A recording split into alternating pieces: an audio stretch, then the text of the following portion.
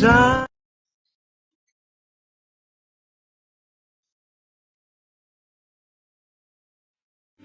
your presence I am waiting for the kingdom come. In His name I find, in His name I find, in His name I find the peace I seek. In His name I find, in His name I find, in His name I find the joy I seek.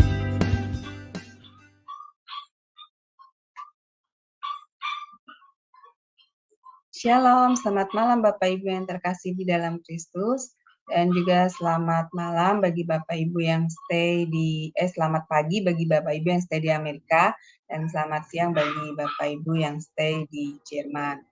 Baik, selamat bertemu kembali pada kelas pembelajaran firman Tuhan di Sema Adonai pada hari Senin 5 Februari 2024, yang malam ini temanya adalah ketika kehidupan sulit dimengerti. Dan yang menjadi narasumbernya seperti biasa Pak Pastor Setio Nugroho. Baik, sebelum kita memulai kelas pembelajaran kita, maka kita akan membukanya terlebih dahulu dengan doa pembukaan yang akan dibawakan oleh Ibu Christine. Iya, dipersilakan Ibu Christine. Baik Bu, mari kita bersatu dalam doa. Puji syukur kami panjatkan kehadirat-Mu ya Bapa, atas semua berkat kasih karunia-Mu Bapa. Sepanjang satu hari ini kami telah melakukan segala aktivitas kami. Saat ini Tuhan Yesus, kami ingin mendengar pemberitaan firman-Mu, pengajaran firman-Mu Tuhan Yesus. Biarlah Tuhan membukakan mata hati kami Tuhan Yesus untuk dapat memahami setiap pelajaran yang diberikan oleh dosen kami. Demikian juga Tuhan Yesus, Kau berkati dosen kami dalam mengajar kami, agar memperkenalkan kasih-Mu Tuhan Yesus melalui mulut bibirnya Tuhan Yesus, dan kuasai dosen kami agar mampu memberikan pengajaran hikmat kepada kami. Demikian juga Tuhan Yesus, kami serahkan segala perangkat dan juga internet yang kami gunakan. Biarlah kami dapat Tuhan Yesus lancar dalam hal menerima pengajaran dari firman-Mu. Engkau berkati Tuhan Yesus mulai dari awal, pertengahan hingga akhirnya nanti. Terpujilah nama-Mu ya Bapa, di dalam Putra-Mu kami berdoa dan mengucap syukur. Haleluya. Amin. Amin.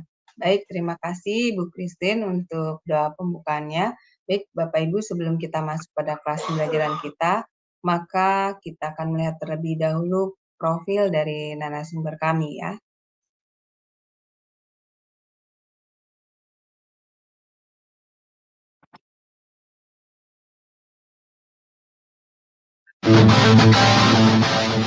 Salam, kembali lagi di Sema Adonai. Dan kali ini kita akan memperkenalkan pembicara kita, yakni Bapak Pendeta Setio Nugroho. Dan berikut adalah profil singkat dari beliau. Saya dengan nama Setio Nugroho di kota Pahlawan, Surabaya pada tanggal 4 Agustus 1996. Riwayat pendidikan: Strata 1, Sarjana Teologi, Sekolah Tinggi Teologi Baptis Indonesia, Semarang. Strata 2, Magister Teologi STT Baptis Bandung. Strata 3, Doktor Teologi Institut Kristen Borneo. Hipnoterapis PhD. Superman. Behavior Culture ABC. Pengalaman: Wakil Ketua 1 Bidang Akademik STT Baptis Bandung dari mulai tahun 2013 sampai tahun 2015. Gembala Sidang Gereja Baptis Indonesia Iman Bogor sampai sekarang. Karya tulis: buku Khotbah Transformatif, Peran Roh Kudus dalam Khotbah yang Mengubah Hidup. Dari Zoom Sema Adonai terus menyuarakan pengajaran firman Tuhan yang membangun iman. Para narasumber pengajar di Zoom Sema Adonai sangat kompeten dan profesional. Kami mengundang Anda bergabung bersama kami di Zoom Sema Adonai.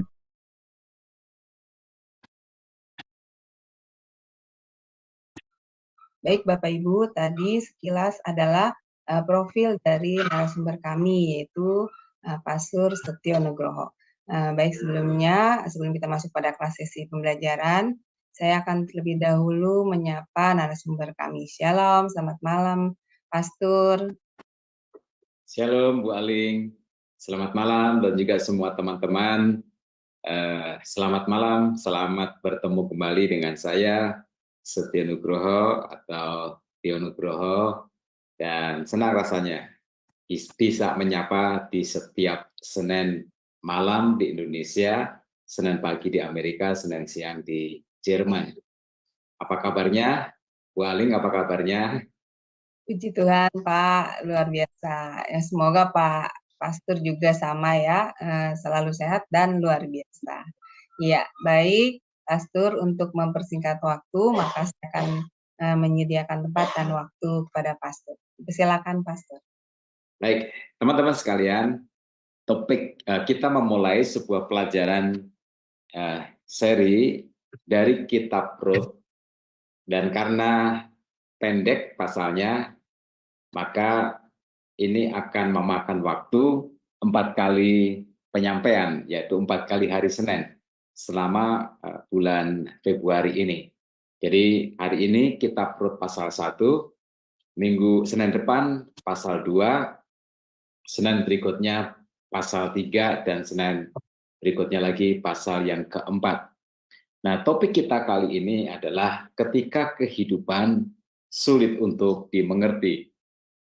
Saya akan membacakan terlebih dahulu nasnya, Rut pasal 1, ayat 1 seluruhnya, pasal 1 seluruhnya, tetapi saya akan membaca ayat 1 sampai dengan ayat yang ke-18. Agak panjang, tapi apa-apalah, ini sesuatu yang penting untuk kita diingatkan kembali. Nah, Rut pasal 1 ayat 1, pada zaman para hakim memerintah, ada kelaparan di tanah Israel, lalu pergilah seorang dari Betlehem Yehuda beserta istrinya dan kedua anaknya laki-laki ke daerah Moab untuk menetap di sana sebagai orang asing. Nama orang itu ialah Elimelek, nama istrinya Naomi, dan nama kedua anaknya Mahlon dan Kilion. Semuanya orang-orang Efrata dari Betlehem Yehuda, dan setelah sampai ke daerah Moab, diamlah mereka di sana. Kemudian matilah Elimelek, suami Naomi, sehingga perempuan itu tertinggal dengan kedua anaknya. Keduanya mengambil perempuan Moab, yang pertama bernama Orpa, dan yang kedua bernama Rut. Dan mereka diam di situ kira-kira 10 tahun lamanya. Lalu matilah juga keduanya, yakni Mahlon dan Kilion, sehingga perempuan itu kehilangan kedua anaknya dan suaminya. Kemudian berkemaslah ia dengan kedua menantunya, dan ia pulang dari daerah Moab, sebab di daerah Moab ia mendengar bahwa Tuhan telah memperhatikan umatnya dan memberikan makanan kepada mereka. Maka berangkatlah ia dari tempat tinggalnya itu bersama-sama dengan kedua menantunya. Ketika mereka sedang di jalan untuk pulang ke tanah Yehuda, berkatalah Naomi kepada kedua menantunya itu, "Pergilah, pulanglah masing-masing ke rumah ibunya. Tuhan kiranya menunjukkan kasih-Nya kepadamu seperti yang kamu tunjukkan kepada orang-orang yang telah mati itu dan kepadaku. Kiranya atas karunia Tuhan kamu mendapat tempat perlindungan masing-masing di rumah suaminya." Lalu diciumnyalah mereka, tetapi mereka menangis dengan suara keras dan berkata kepadanya, "Tidak, kami ikut dengan engkau pulang kepada bangsamu." Tetapi Naomi berkata, "Pulanglah anak-anakku, mengapakah kamu turut dengan aku? Bukankah tidak akan ada lagi anak laki-laki yang kulahirkan untuk dijadikan suamimu nanti? Pulanglah anak-anakku, pergilah, sebab sudah terlalu tua aku untuk bersuami. Seandainya pikirku, ada harapan bagiku, dan sekalipun malam ini aku bersuami, bahkan sekalipun aku masih melahirkan anak laki-laki, masakan kamu menanti sampai mereka dewasa? Masakan karena itu kamu harus menahan diri dan tidak bersuami? Janganlah kiranya demikian anak-anakku, bukankah jauh lebih pahit yang aku alami daripada kamu? Sebab tangan Tuhan terajung terhadap aku." Menangis pula mereka dengan suara keras, Lalu Orpa mencium mertuanya minta diri. Tetapi Rut tetap berpaut padanya. Berkatalah Naomi, telah pulang iparmu kepada bangsanya dan kepada para allahnya, pulanglah mengikuti iparmu itu. Tetapi kata Rut, janganlah desak aku meninggalkan engkau dan pulang dengan tidak mengikut engkau. Sebab kemana engkau pergi, ke situ jugalah aku pergi, dan di mana engkau bermalam, di situ jugalah aku bermalam. Bangsamulah bangsaku, dan Allahmulah Allahku. Di mana engkau mati, aku pun mati di sana, dan di sanalah aku dikuburkan. Beginilah kiranya Tuhan menghukum aku, bahkan lebih lagi daripada itu, jikalau sesuatu apapun memisahkan aku dari engkau, selain daripada maut. Ketika Naomi melihat bahwa Rut berkeras untuk ikut bersama-sama dengan dia, berhentilah ia berkata-kata kepadanya. Nah, sampai ayat 18 saja sebenarnya masih panjang. Nah, teman-teman sekalian, kitab Rut, terutama pasal 1 ini adalah kisah tentang kehidupan yang kadang-kadang sulit untuk kita pahami. Bagaimana tidak? Naomi itu adalah umat Tuhan. Dia mengalami musibah yang bertubi-tubi, semua yang ada padanya habis, bukan hanya harta, tetapi juga keluarganya, orang-orang yang dikasihinya, suaminya, dan juga kedua anak lelakinya. Sehingga dari keluarga inti ini hanya tinggal dia seorang diri. Nah, semoga cobaan kita tidak sampai seperti yang dialami oleh Naomi ini. Karena cobaan hidup seperti yang dialami Naomi ini terlalu berat. Ya biar Naomi saja. Mudah-mudahan kita nggak sampai seperti itu. Tetapi ini juga seringkali kita cocok dengan keadaan di mana kadang-kadang kita merasa kok hidup itu sulit ya. Kok hidup itu banyak masalah, banyak kesulitan, banyak ujian atau cobaan. Mau sukses kok halangannya banyak sekali. Tetapi di sisi yang lain kita melihat ada orang yang begitu mudah untuk sukses, mudah untuk kaya, sepertinya hidupnya beruntung sekali. Nah teman-teman, jika yang dialami Naomi ini tidak ada pelajaran pentingnya, pastilah tidak akan dicatat di dalam Alkitab. Jadi, nah kita memulai perjalanan kita menelusuri kitab Rut ini dengan pasal pertamanya yang saya beri tema ketika kehidupan sulit untuk dipengerti, pelajaran apakah yang bisa kita ambil dari kisah ini? Nah, yang pertama, teman-teman sekalian, selemah apapun kita, jika Tuhan mengizinkan musibah besar terjadi, maka percayalah kita pasti juga diberi kesanggupan untuk menanggungnya. Saya ulangi sekali lagi, selemah apapun kita, jika Tuhan mengizinkan musibah besar terjadi dalam kehidupan kita, maka percayalah bahwa kita pasti juga diberi kesanggupan oleh Tuhan untuk menanggungnya. Kalau kita melihat ayat 1 sampai dengan ayat yang kelima, bencana yang dialami oleh Naomi ini luar biasa dahsyat, ya, dan bertubi-tubi pula. Awalnya bencana kelaparan terjadi di negerinya yang membuat mereka harus membuat sebuah keputusan yang logis, yaitu bahwa mereka sekeluarga memutuskan untuk pindah ke Moab, ke negara tetangga mereka. Nah, tetapi di Moab, bencana yang lebih hebat malah menanti mereka, yaitu suaminya meninggal. Tetapi hidup bukankah masih harus terus berlanjut? Maka kedua anak lelaki Naomi menikahi gadis Moab. Awalnya kehidupan mereka kelihatannya baik-baik saja. Tetapi 10 tahun kemudian, satu persatu kedua anak lelaki Naomi meninggal. Sehingga dari keluarga inti tinggallah Naomi saja ditambah dengan kedua menantu perempuannya. Nah, dihajar masalah bertubi-tubi, pastilah membuat kita menjadi bingung, membuat kita menjadi sesak nafas, membuat tiba-tiba kehidupan terasa sangat berat, ya, pahit sekali. Mengapa hidup begitu berat? Mengapa untuk bahagia saja kok susah ya? Di manakah Tuhan yang maha kasih, yang maha penyayang, yang maha penolong, dan yang maha setia itu berada di saat aku ditimpa bencana hebat yang bertubi-tubi. Nah, teman-teman sekalian, kitab Rut adalah sebuah kisah yang dramatis tentang orang-orang yang terpaksa harus menguburkan mimpi-mimpi indahnya. Tetapi sebenarnya ini adalah sebuah kisah tentang orang yang hebat yang sebenarnya dihajar dengan masalah yang bertubi-tubi, suaminya meninggal, mengalami bencana kelaparan, suaminya meninggal, kemudian kedua anak lelakinya meninggal, tetapi mereka Naomi tidak mengambil keputusan norak, meninggalkan Tuhan, tidak, menjadi mualaf, tidak. Ya, ini adalah sebuah kisah tentang orang yang walaupun sampai terpuruk, sampai babak belur hidupnya, kehilangan segalanya, sampai tidak ada lagi yang tersisa, tetapi tetap setia untuk mengikut Tuhan. Ini yang luar biasa. Ini adalah kisah tentang orang yang hampir lenyap dari kehidupan di muka bumi ini tanpa bekas, tetapi ternyata di luar dugaan, Tuhan memakai mereka secara luar biasa untuk menjadi berkat besar di kemudian hari, tidak hanya bagi bangsanya, tetapi juga bagi seluruh umat manusia di muka bumi ini di sepanjang zaman.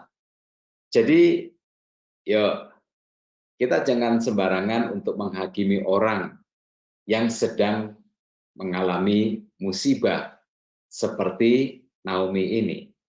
Suaminya mati, kedua anak lelakinya mati satu persatu. Nah, untung saya mau kasih tahu, tapi saya nggak mau memberitahunya keras-keras ya. Saya mau bisik-bisik aja.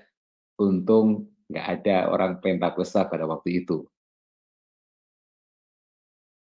Andai kata ada pada zaman itu, Naomi pasti dihakimi. Mereka akan bilang, Naomi, kamu pasti sedang kena kutuk. Itu.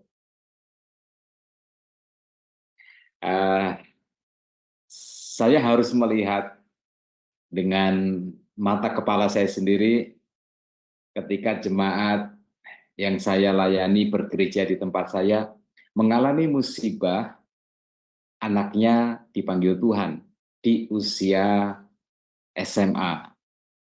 Hatinya sangat pedih, yaitu terjadi karena kecelakaan motor pada saat berangkat ke sekolah. Sudah menanggung kesedihan yang luar biasa. Dia punya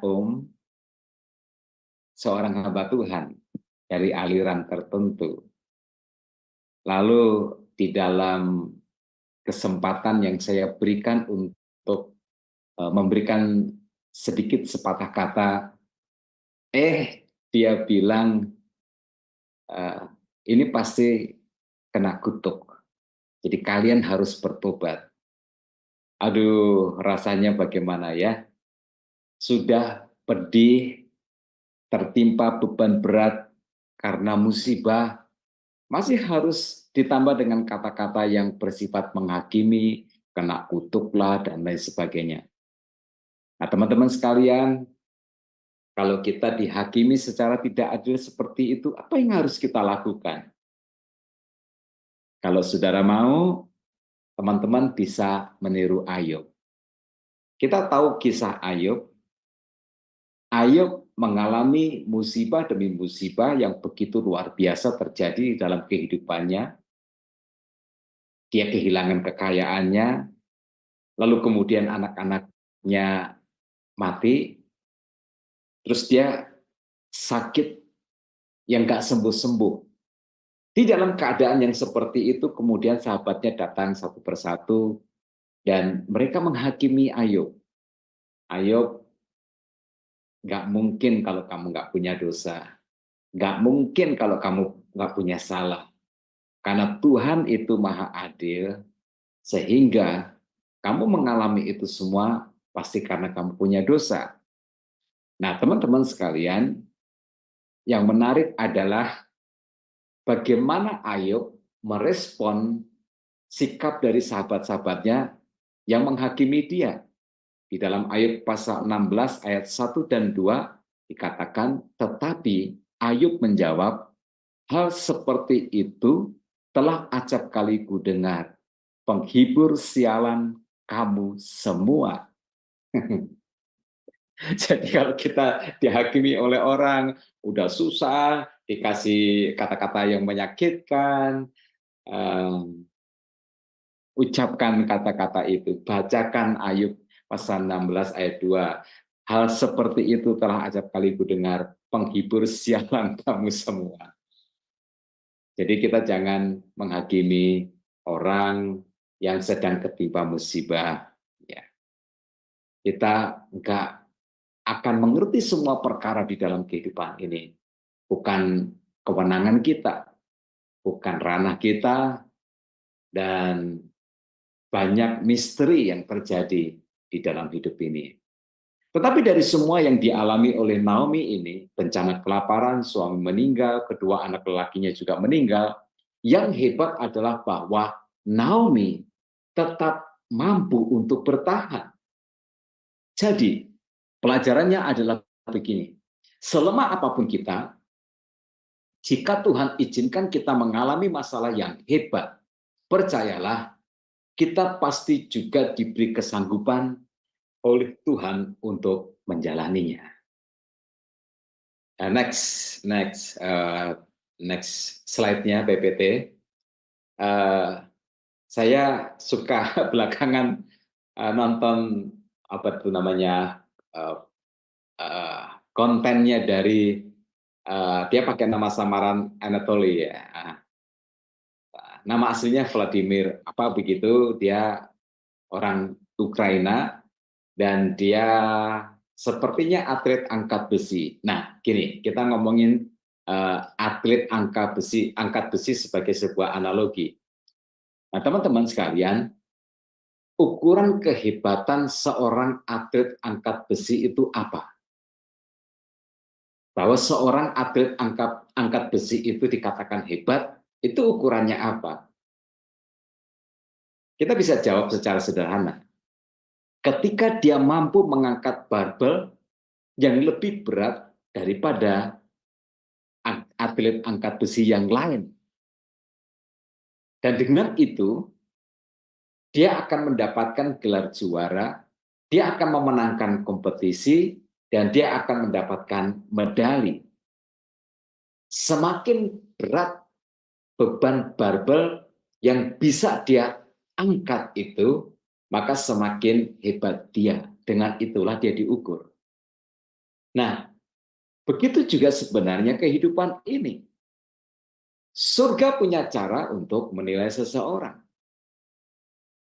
Tuhan Yesus berkata, kalau kamu mau ikut aku, pikulah salibmu, lalu ikutlah aku. Nah, mereka yang diberi kepercayaan oleh surga untuk menanggung beban kehidupan yang terberatlah yang sebenarnya orang hebat yang sebenarnya di hadapan Tuhan. Kalau kita membaca tulisan Paulus misalnya di 2 Korintus, Paulus pernah menjelaskan bahwa tantangan, beban, ujian, kesulitan yang dia alami sebagai seorang pengabar Injil itu luar biasa. Dia katakan dia pernah mengalami kapal karam, dia pernah dicambuk 40 kurang 1 setiap kali, dan itu enggak cuma sekali. Dia pernah dicoba untuk dibunuh dan lain sebagainya. Ya, dia pernah dilempari batu. Dia pernah mengalami kondisi-kondisi di mana dia kelaparan, kedinginan, dipenjara dan sebagainya. Tapi apa yang Paulus katakan? Dia berkata, segala perkara dapat kutanggung di dalam Dia yang memberi kekuatan kepadaku. Nah, teman-teman sekalian, selemah apapun kita, jika Tuhan izinkan kita mengalami masalah yang hebat, musibah yang besar, percayalah bahwa Tuhan juga memberikan kepada kita kesanggupan untuk menjalaninya. Itu yang kita lihat dari kehidupan Naomi. Itu yang pertama. Lalu kemudian pelajaran yang kedua adalah sekecil apapun harapan, ambillah langkah iman untuk menyambutnya. Saya ulangi sekali lagi. Sekecil apapun harapan, ambillah langkah iman untuk menyambutnya. Di ayat yang ke-6, Rut mendapatkan berita yang memberi kepada dia setitik kecil harapan. Ayat 6, kemudian berkemaslah ia dengan kedua menantunya, dan ia pulang dari daerah Moab, sebab di daerah Moab ia mendengar bahwa Tuhan telah memperhatikan umatnya dan memberikan makanan kepada mereka.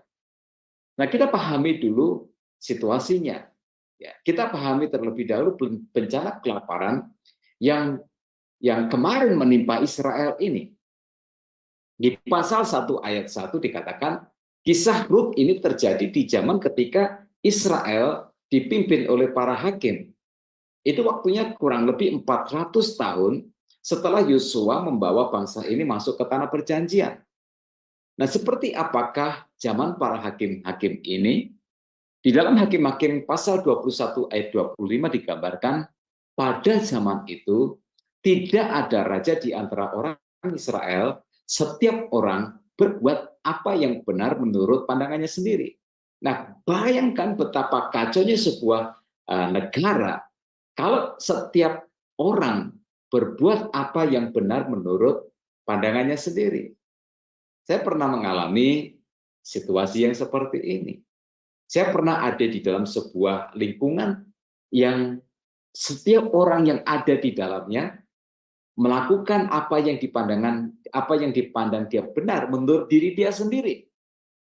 Nah, teman-teman sekalian, jadi Israel mengalami sebuah masa kegelapan. Tidak ada hukum yang menjadi panglima, tidak ada undang-undang yang menjamin bahwa semua orang berkedudukan sama di mata hukum. Siapa yang kuat, maka dialah yang menang. Siapa yang banyak uang, maka dialah yang bisa memiliki kekuasaan untuk mengendalikan keadaan. Sehingga pada zaman hakim-hakim ini, dosa merajalela tanpa bisa dicegah. Dan ketika cuma dosa itu sudah genap, sudah memenuhi ukuran untuk bisa dijatuhi hukuman, maka Tuhan menjatuhkan hukuman berupa bencana kelaparan. Itu salah satu bentuk hukuman Tuhan. Jadi bencana kelaparan ini adalah sebuah bentuk pengadilan Tuhan. Nah, oleh sebab itu teman-teman sekalian, saya ingatkan kembali, siapa yang memimpin negara kita ini penting. Siapa yang memimpin negara kita ini penting. Baik atau tidak baiknya negeri kita ini tergantung dari siapa yang menjadi presidennya. Orang Kristen apakah akan diperlakukan adil, sama di mata hukum atau tidak, itu tergantung siapa yang menjadi kepala pemerintahan atau menteri-menterinya, atau untuk situasi negara kita, siapa orang yang berkuasa yang berada di balik presiden yang menyetir kebijakan-kebijakan presiden. Baru-baru ini pemerintah membuat sebuah keputusan untuk mengubah penyebutan Hari Raya Kristen yang tadinya Isa Al-Masih menjadi Yesus Kristus. Misalnya kenaikan Isa Al-Masih menjadi kenaikan Yesus Kristus. Kelahiran Isa Al-Masih menjadi kelahiran Yesus Kristus. Halo, para pejabat negara, para pemimpin negara. Halo, para mantan-mantan presiden. Kalian bilang bahwa semua orang berkedudukan sama di mata hukum, dan undang-undang menjamin bahwa setiap orang berhak untuk memeluk agama dan beribadah sesuai dengan keyakinannya masing-masing. Berapa tahun negeri ini sudah merdeka? Baru sekarang disahkan sebuah undang-undang bahwa penyebutan untuk Hari Raya Kristen tidak menggunakan kata Isa Al-Masih lagi, tetapi Yesus Kristus. Betapa kerdilnya kalian itu selama ini. Cuma ngomong di depan, Nah itu teman-teman sekalian. Saya ingatkan penting untuk siapa yang memimpin negara kita ini. Maka setiap kali pemilu, kita harus manfaatkan sebaik-baiknya untuk berdoa, mendoakan dan memilih pemimpin yang baik, yang amanah, yang adil, yang mengedepankan hukum, yang takut akan Tuhan, yang menyejahterakan rakyat, yang menjadi pemimpin bagi semua. Ya, nggak cuma mereka yang mayoritas saja yang dipenuhi hak hukumnya, tapi semua. Ya, jadi itu. Jika tidak, maka tidak heran bila negeri kita itu, bila ukuran dosa para pemimpinnya itu sudah memenuhi ukuran untuk dijatuhi hukuman, negara kita bisa mengalami bencana seperti yang pernah terjadi di masa yang lalu. Jadi itulah yang terjadi dengan Israel, teman-teman sekalian, yang menjadi penyebab Naomi sekeluarga terpaksa harus mengungsi ke Moab. Sekarang, setelah dia kehilangan semuanya, kehilangan suami, kehilangan kedua anak lelakinya, ayat 6 berkata bahwa Tuhan mulai memberkati Israel. Ada setitik kecil harapan di tengah-tengah kehancuran hidupnya di tanah perantauan. Dan Naomi menyambut itu dengan iman. Sehingga dia memutuskan untuk kembali ke tanah perjanjian. Dia putuskan untuk meninggalkan Moab. Nah, sebenarnya Moab itu bukan negeri yang baik untuk Naomi, untuk orang-orang Israel.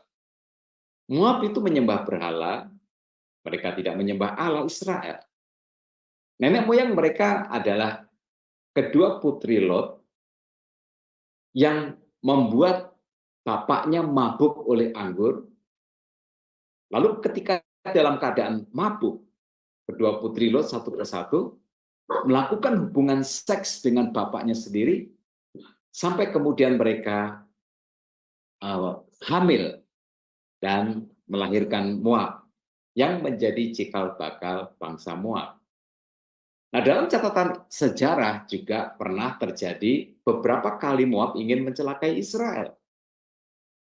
Dan disinilah, di Moab ini, Naomi mengungsi, mencari penghidupan yang lebih baik, dan mengalami bencana demi bencana yang membuat dia kehilangan semuanya. Jadi ketika dia melihat ada setitik kecil harapan di Israel, Tuhan mulai memberkati negerinya, maka Naomi memutuskan untuk pulang ke kampung halamannya. Tetapi untuk kembali ke tanah perjanjian, Naomi harus membuat sebuah keputusan.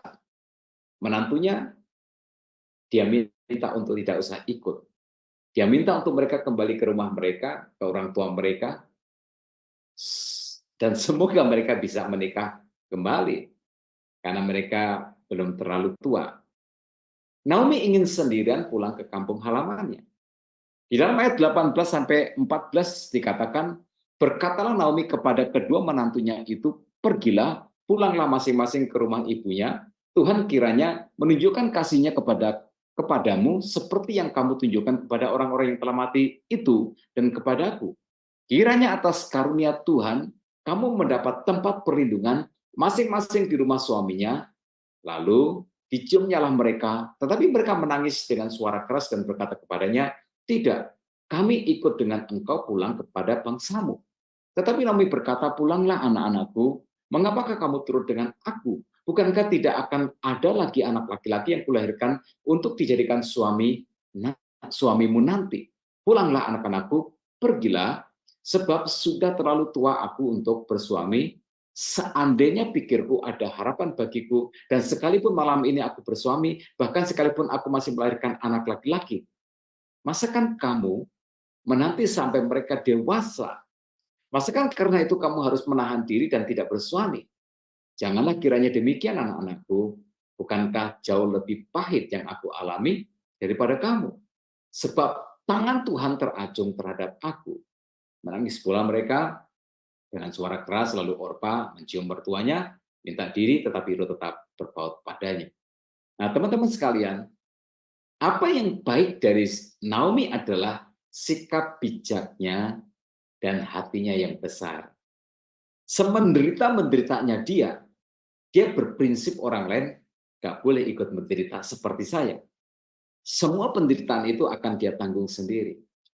Jadi kalau cari mertua, carilah mertua yang seperti Naomi ini, yang tidak ingin membuat susah menantunya. Jangan mencari mertua yang menjadi sumber penderitaan, sebab kadang-kadang orang ketiga yang mengacaukan sebuah keluarga atau pernikahan itu bukan siapa-siapa, tetapi mertua. Ya. Tetapi kedua menantu Naomi menolak untuk meninggalkan mertuanya. Hanya karena setelah dipaksa maka Orpa pulang, tapi Rut tidak mau pulang. Rut bersikeras tidak mau meninggalkan mertuanya. Bahkan di ayat 16 dan 17 Rut berkata, janganlah desak aku meninggalkan engkau dan pulang dengan tidak mengikuti engkau, sebab kemana engkau pergi, ke situ jugalah aku pergi, dan di mana engkau bermalam, di situ jugalah aku bermalam, bangsa mula bangsaku, dan Allah mula Allahku. Di mana engkau mati, aku pun mati di sana, dan di sanalah aku dikuburkan. Beginilah kiranya Tuhan menghukum aku, bahkan lebih lagi daripada itu, jikalau sesuatu apapun memisahkan aku dari engkau selain daripada maut. Bagi pemuda yang belum punya pasangan, cari istri itu seperti Rut. Bagi orang tua yang cari menantu, carilah menantu seperti Rut. Bagi wanita yang belum menikah, kalau cari suami, jangan cari suami seperti Orpa atau seperti Rut, karena matinya cepat. Nah, teman-teman sekalian, di balik keputusan Naomi untuk kembali ke kampung halamannya, ada faktor iman. Di ayat 6 bagian akhir dikatakan, Tuhan telah memperhatikan umatnya dan memberikan makanan kepada mereka. Dia meyakini Tuhan sekarang memberkati Israel. Nah, begitu juga dengan Rut. Di balik keputusannya untuk menemani mertuanya, ada faktor iman. Di ayat 16 bagian akhir dia berkata, sebab kemana engkau pergi, ke situ jugalah aku pergi, dan kemana engkau bermalam, di situ jugalah aku bermalam, bangsa mula bangsaku, dan Allah mula Allahku. Jadi ada faktor iman. Maka setitik harapan itu, yang cuma setitik kecil, disambut dengan iman oleh kedua orang ini, Naomi dan Rut. Maka keduanya pergi ke Bethlehem. Nah, apa pelajaran yang bisa kita petik dari hal ini, saudara-saudara, teman-teman? Iman menghindarkan kita dari rasa putus asa yang tak berkesudahan. Iman menghindarkan kita dari rasa frustasi yang tak kunjung henti, membuat kita mampu untuk menyimpan setitik harapan, mungkin esok akan lebih baik daripada hari ini. Ketika tampaknya kehidupan begitu sulit untuk dimengerti, ingat pelajaran ini. Tetap jaga iman, supaya kita tetap memiliki pengharapan. Sebab dengan setitik pengharapan, teman-teman sekalian, hidup kita tidak akan terlihat semuanya gelap.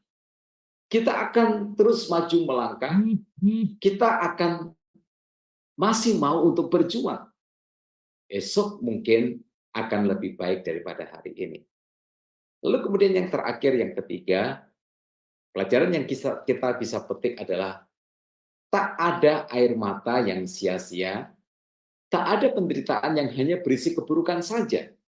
Di balik penderitaan yang kita alami, Tuhan punya rencana yang indah.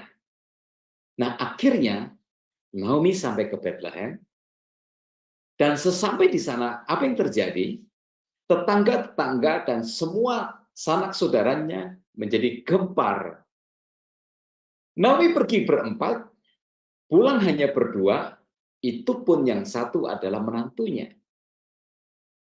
Maka dia tidak mau lagi dipanggil dengan nama Naomi, karena Naomi itu artinya menyenangkan. Sebab, tetapi apa? Dia merasa bahwa kenyataan hidupnya itu justru sebaliknya. Maka Naomi minta dipanggil Mara. Mara itu artinya kepahitan. Di ayat 20 dan 21 dia berkata, jangan sebut aku Naomi, sebutkanlah aku Mara. Sebab yang Maha Kuasa telah melakukan banyak yang pahit kepadaku, dengan tangan yang penuh aku pergi, tetapi dengan tangan yang kosong Tuhan memulangkan aku. Mengapakah kamu menyebut aku Naomi? Karena Tuhan telah naik saksi menentang aku, dan yang Maha Kuasa telah mendatangkan malapetaka kepadaku.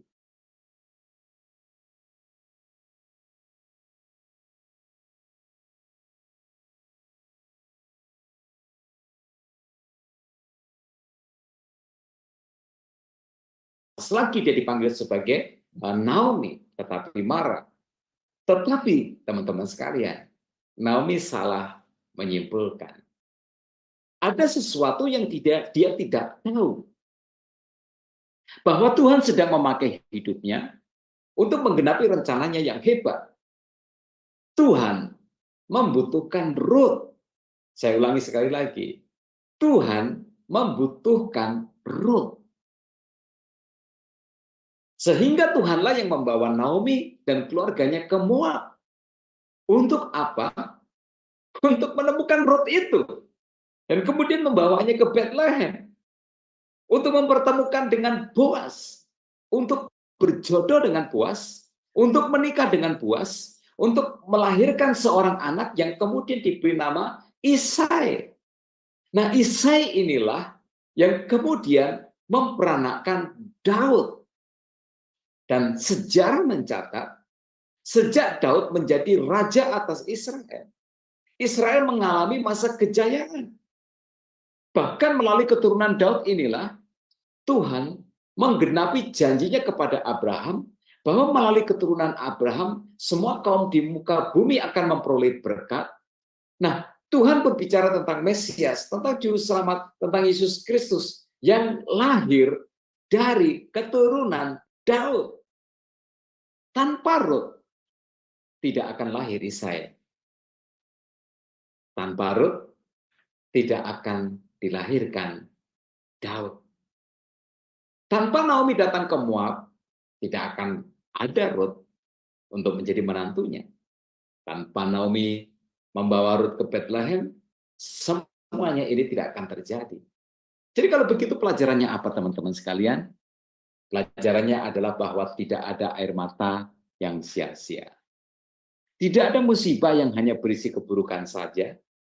Naomi diminta berkorban oleh Tuhan melalui jalan kehidupan yang aneh, yang penuh dengan misteri, untuk menyiapkan sebuah masa depan yang lebih baik bagi Israel, bahkan untuk menjadi bagian yang turut menggenapi janji Tuhan. Berkat Abraham akhirnya sampai kepada bangsa-bangsa, sampai kepada kita. Karena Mesias lahir dari keturunan Daud. Daud dilahirkan oleh Isai, Isai dilahirkan oleh Ruth. Nah, teman-teman sekalian, apa yang kebanyakan kita dan banyak orang tidak paham? Ini. Di musibah yang kita alami, Tuhan punya rencana yang indah. Semua penderitaan kita akan dibayar lunas nanti oleh Tuhan dengan kebahagiaan besar di hari depan nanti. Ini pesan yang bisa saya sharingkan untuk kita semua. Ketika kehidupan menjadi sulit untuk dipahami, teman-teman ingat ini. Tidak ada air mata yang sia-sia. Tidak ada musibah yang hanya berisi keburukan saja. Semua penderitaan kita akan dibayar lunas nanti oleh Tuhan dengan kebahagiaan besar di hari depan nanti. Puji Tuhan.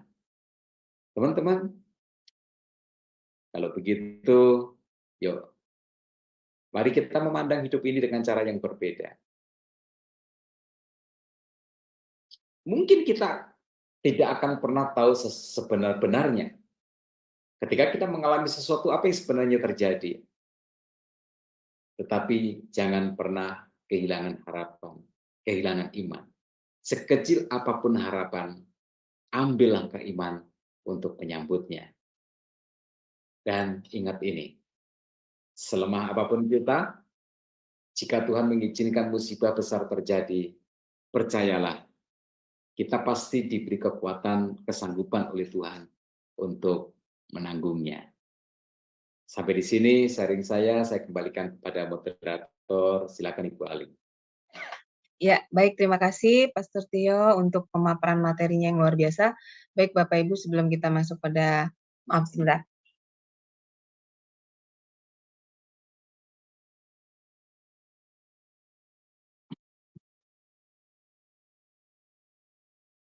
Maaf sebentar, batuk.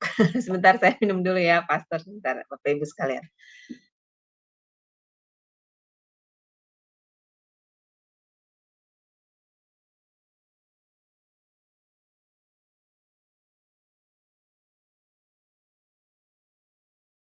Baik, Bapak Ibu sekalian, sebelum kita masuk pada sesi tanya jawab dan diskusi, kita akan terlebih dahulu melihat acara Sema Adonai ya seminggu ke depan.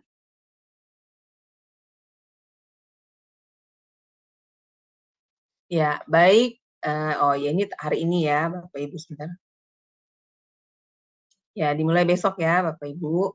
Di hari Selasa, 6 Februari 2024, di jam 21:10 waktu Indonesia Barat, di Sema Adonai akan ada kembali kelas pembelajaran firman ya. Dan temanya adalah iman sebiji sesawi. Dan ini akan dibawakan oleh Ibu Evangelis Deborah Anggraini Sutanto. Dan untuk moderatornya ini untuk besok ini adalah saya ya Bapak Ibu sekalian. Dan untuk selanjutnya, di hari selanjutnya, di hari Rabu 7 Februari 2024, di jam 21:10 waktu Indonesia Barat, di Sema Adonai akan kembali ada kelas pembelajaran firman. Dan kali ini temanya adalah lapar akan Allah, masuk part yang kedua. Jadi yang minggu lalu itu adalah part yang pertama ya Bapak Ibu. Dan yang menjadi narasumbernya seperti biasa adalah Ibu Pendeta DR Suryani Watimena MTH dan moderatornya adalah Ibu Aling, saya sendiri. Kemudian di hari Kamis 8 Februari 2024 di jam 21:10 waktu Indonesia Barat di Sema Adonai akan kembali ada kelas pembelajaran firman. Nah, ini mengenai materi konseling ya Bapak Ibu, dan ini adalah temanya emosi, dan ini juga masuk ke part yang kedua. Jadi minggu lalu itu adalah part yang pertama. Jadi ini lanjutannya ya Bapak Ibu, dan yang menjadi narasumbernya itu adalah Ibu Evangelis Desi Tansil MTH dan moderatornya adalah Ibu Aling. Nah, selanjutnya ini mengenai pemberitahuan dari channel kami ya Bapak Ibu. Channel kami yang terdahulu itu kami ganti sekarang dengan namanya adalah channel Cahaya Firman. Jadi tolong subscribe channel YouTube baru kami yaitu Cahaya Firman ya Bapak Ibu. Jadi bagi yang belum mensubscribe channel baru kami, harap mensubscribe channel kami ya, Cahaya Firman. Dan ini contohnya seperti ini Bapak Ibu. Nah, ini adalah logonya dan ini adalah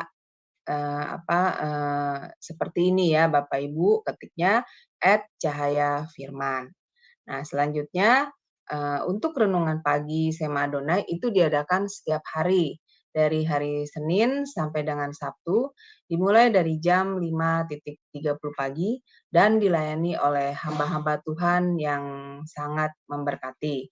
Dan untuk renungan pagi dari Sema Adonai dan juga renungan pagi dari gembala kami, Pak Daniel, yang diadakan setiap hari Jumat 1 kali dalam seminggu, dan juga ibadah online kami, itu semua hanya ada di channel Cahaya Firman ya Bapak Ibu. Jadi Bapak Ibu hanya bisa mengikutinya lewat channel Cahaya Firman. Jadi bagi Bapak Ibu yang belum mensubscribe channel Cahaya Firman kami, harap tolong mensubscribe dan men-share-nya kepada yang lain, sehingga semakin banyak orang yang bisa mengikuti juga keseluruhan acara-acara dari channel Sema Adonai dan membantu channel kami semakin berkembang dan menjadi berkat lagi bagi banyak orang. Terima kasih Bapak Ibu atas perhatiannya, Tuhan berkati. Ya, baik, sekarang kita akan masuk pada sesi tanya jawab dan diskusi ya. Bagi Bapak Ibu yang ingin bertanya, harap present terlebih dahulu, maka akan dibuka mute-nya oleh operator kami. Ya, baik, luar biasa ya Pak Pastor Setio untuk pemaparan materi malam ini, yaitu mengajarkan bagaimana ketika kita menghadapi suatu situasi atau suatu keadaan yang sulit, yang sudah pasti membuat kita menderita, tidak nyaman ya Pak, tidak menyenangkan, dan biasanya orang-orang itu pasti akan tidak kuat ya Pastor ya, biasanya pasti akan mengalami stres atau mengalami depresi, dan biasanya malah banyak juga yang malah kabur ya Pak. Maksudnya dari masalah itu ya, dari penderitaan itu kalau bisa kabur gitu ya, seperti itu biasanya ngambil jalannya seperti itu. Padahal di ujungnya itu sebenarnya Tuhan ada rencana ya Pak yang luar biasa bagi diri kita, bagi kehidupan kita. Seperti tadi Pastor bilang bahwa kalau tidak terjadi hal seperti itu, maka Ruth tidak akan bertemu dengan Moab dan juga tidak akan melahirkan Isai dan melahirkan Daud. Betul, itu sungguh luar biasa ya Pastor. Maksudnya jalannya Tuhan itu memang tidak pernah bisa kita nalar gitu ya Pastor, dengan logika kita tidak bisa kita pahami. Jadi di sini diperlukan iman ya Pastor, seperti tadi Pastor bilang, iman yang walaupun kecil tapi itu bisa membangkitkan harapan. Nah, menurut Pastor Setio, bagaimana Pak supaya bisa punya iman walaupun sedikit? Nah, itu bagaimana Pastor? Karena biasanya kalau orang mengalami penderitaan atau masalah itu pasti akan ini deh Pak, kocar-kacir biasanya begitu. Nah, bagaimana Pastor? Kocar-kacir dah Pak, pokoknya pasti dalam menghadapi hal-hal seperti itu. Nah, bagaimana Pak untuk memiliki iman yang walaupun sedikit itu Pak? Iya, silakan Pastor. Baik, terima kasih Bu Ali. Mhm, Kita belajar dari Naomi. mhm, Yang luar biasa dari Naomi itu adalah kesetiaannya. Nggak ada muncul di dalam diri dia sebuah pilihan yang lain. Walaupun hidupnya sampai babak belur, walaupun apa yang dialaminya itu betul-betul pahit ya, karena ditinggal suami, lalu ketika ya kadang-kadang ya kita manusia, ketika pasangan hidup kita itu dipanggil Tuhan, kita masih punya sikap untuk melihat anak, ya, melihat anak, ya masih ada anak, masih ada yang kita cintai dan yang mencintai kita. Tetapi pada kasus Naomi, anak pun juga akhirnya dipanggil Tuhan, ya, sehingga dia nggak punya apapun, nggak punya apapun. Nah, itu sebuah titik di mana Naomi walaupun tadi dia salah untuk menyimpulkan bahwa Tuhan naik perkara untuk naik saksi untuk melawan dia dan lain sebagainya, tetapi nggak ada pikiran dari Naomi untuk beralih ke lain hati. Itu luar biasa ya. Dia nggak norak, nggak kampungan, gara-gara menderita lalu kemudian mualaf, dia nggak punya hal semacam itu. Jadi kesetiaan. Di kesetiaan itulah kita melihat iman ya. Di kesetiaan itulah kita melihat iman. Nah, bukankah iman itu juga dan kesetiaan dan iman itu bergandengan ya, antara iman dan kesetiaan. Di dalam bahasa Yunani kan juga begitu, ya. Iman dan kesetiaan itu bergandengan. Nah, jadi itu kemudian walaupun kita tidak mengerti apa yang terjadi, tetaplah setia kepada Tuhan. Lebih baik kita salah menyimpulkan, tapi kita tidak pernah meninggalkan Tuhan. Sebab suatu hari nanti baru kita akan mengerti apa maksud Tuhan di balik itu semua. Saya sempat tadi iseng-iseng sebelum kita live ini lihat di YouTube ya topik tentang Rut pasal 1 itu. Ada yang judulnya ini akibat salah membuat keputusan. Tanpa pergi ke Moab itu nggak mungkin Naomi ketemu Rut. Dan Rut itu bukan gini loh, bukan Tuhan nggak bersikap seperti ini. Ya udahlah, adanya Rut nggak apa-apa lah, saya pakai Rut lah, gitu. Enggak seperti itu. Tuhan itu sempurna di dalam segalanya. Sehingga karena Rut itu adanya di Moab, ya di negeri asing, negeri kafir, ya maka si Elimelek, Naomi, sekeluarga dituntun untuk berada di Moab. Yang tampaknya itu merupakan sebuah kesalahan besar, ya. Tapi justru itu di sanalah yang diinginkan Tuhan membutuhkan Rut kemudian ditemukan, dibawa ke Bethlehem, dipertemukan dengan dengan Boas, lalu kemudian menikah, lahir Isai punya anak namanya Daud, dan dari Daud itulah juga Mesias, dari keturunan Daud, Mesias itu dilahirkan. Jadi bayangkan mungkin pada saat itu iman Naomi nggak terlalu besar.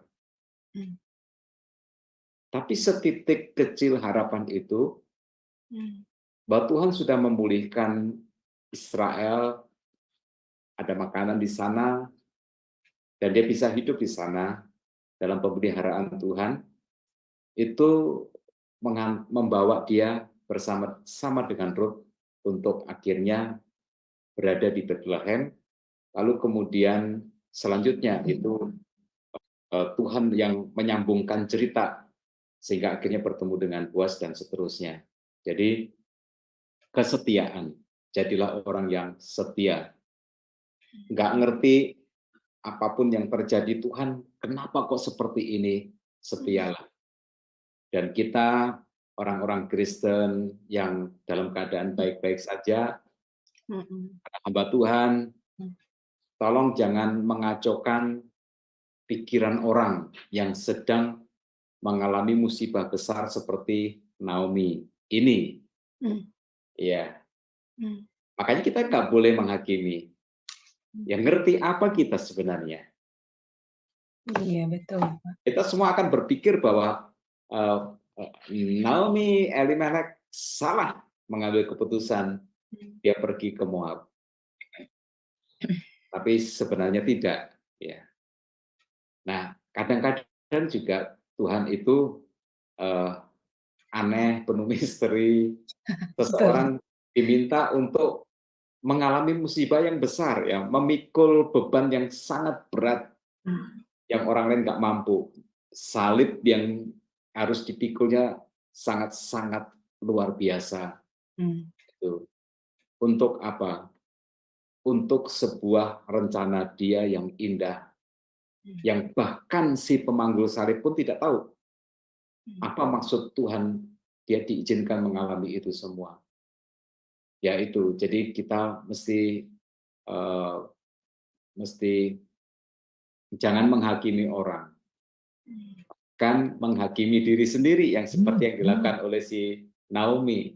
Telah naik saksi, menghukum aku dihajar habis sama Tuhan, aku pasti nggak benar. Ya, jangan. Percayalah, ya, kasih setia Tuhan itu tak berkesudahan. Amin. Pun ketika kita salah, pun ketika kita jatuh dalam dosa, tapi kasih setia Tuhan itu tak kesudahan. Itu. Jadi kita juga harus setia. Di kesetiaan itulah terdapat iman tetap terpelihara. Demikian Ibu Aling. Iya, jadi Pastor dari kisah Rut ini berarti walau maksudnya gini, jadi kita belum mengerti gitu ketika kita menghadapi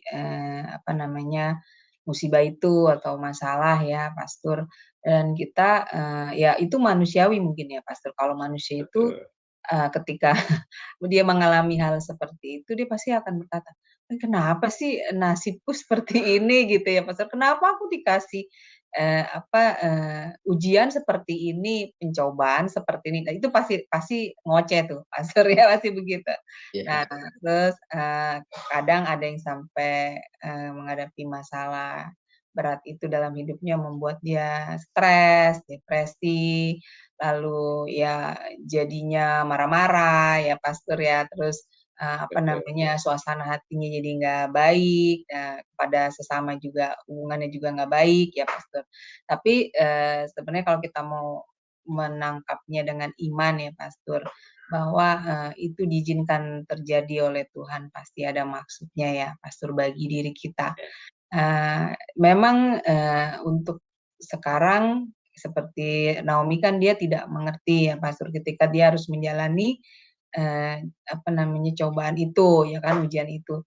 Tapi dengan iman kita bisa yakin bahwa Tuhan itu punya sesuatu rencana yang baik ya Pak buat masa depan kita, buat diri kita.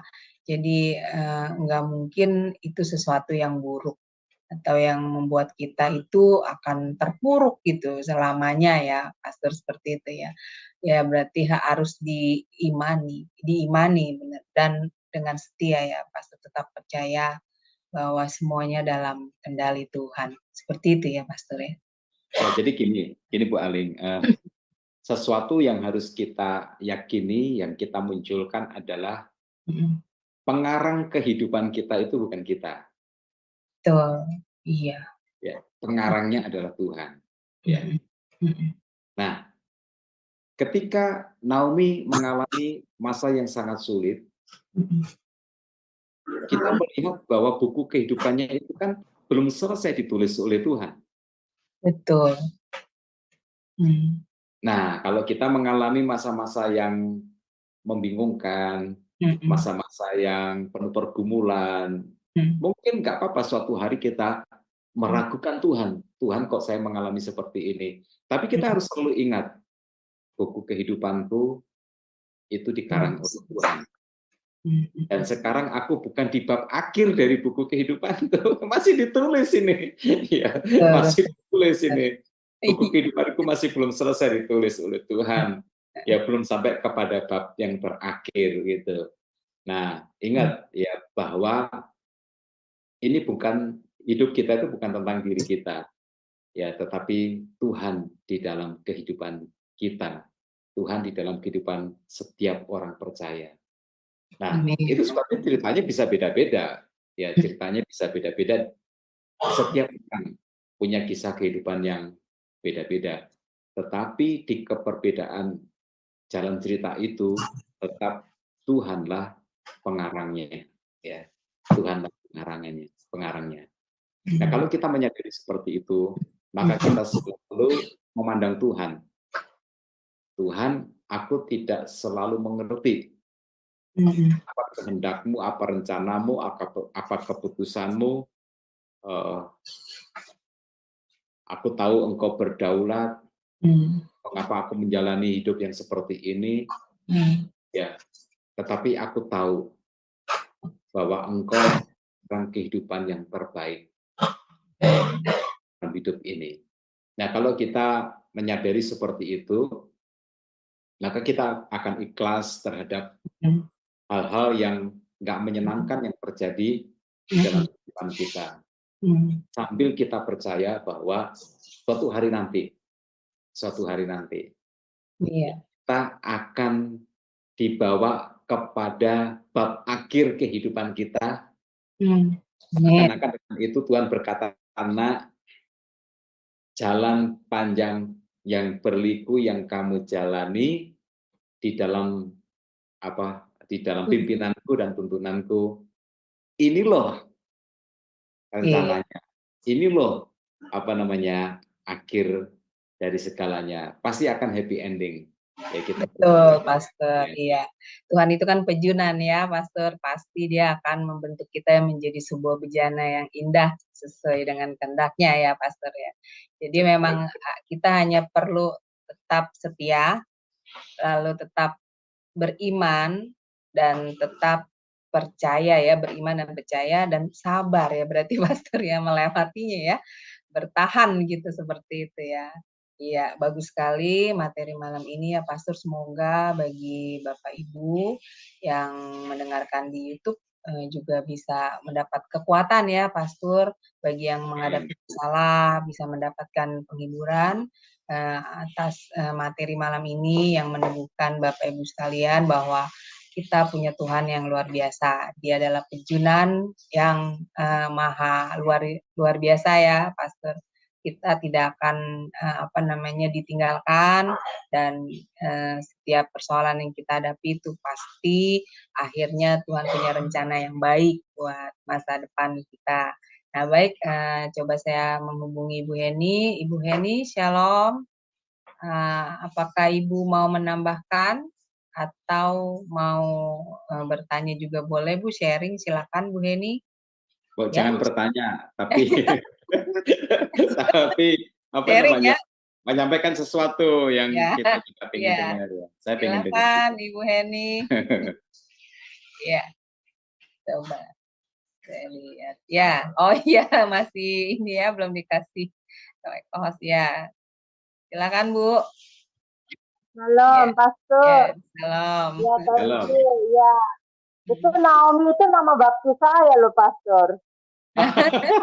Ya. Luar biasa. So, tadi yang Pastor ngomong soal Naomi itu aku jalani dalam hidupku. Aduh, gimana toh? Iya, sharing Bu Ayu. Nggak apa-apa, Pastor. Ya, perjalanan hidup ya, Pastor, ya nggak apa-apa ya namanya. Iya. Kadang-kadang saya juga tidak bertanya sama Tuhan, melangkah semaunya aku, yaitu peristiwa-peristiwa hidup yang lama. Jadi ya kayak Abimelek ya pergi ke Moab gitu ya, pergi tanpa kena kesel, lebih bagus keluar dari sini. Ya maunya sendiri, mengambil keputusan sendiri. Kadang-kadang ini orang yang punya temperamen jelek itu loh, Pastor.